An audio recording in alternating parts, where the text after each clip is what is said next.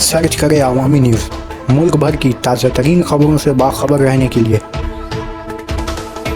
Subscribe करें हमारे channel को और बेल आइकन ज़रूर दबाएं।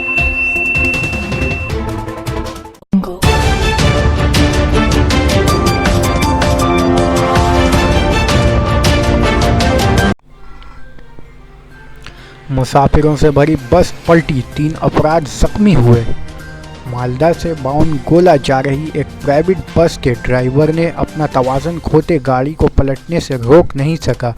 बताया जा रहा है जुमरात सुबह 10 बजे करीब हबीबपुर थाना के मातहत इलाके नाला गोला स्ट्रीट एरिया में यह हादसा पेश आया, जिसमें 30 अफराद के ज़ख्मी होने की खबर है। ताहम इसके फ़ौरन बाद मकामी आबादी और पुलिस टीम ने ज़ख्मियों को मालदा मेडिकल कॉलेज एंड अस्पताल में दाखिल करा दिया, जिससे 5 ज़ख्मियों की हालत काफ़ी तशवीशनाक बनी हुई है।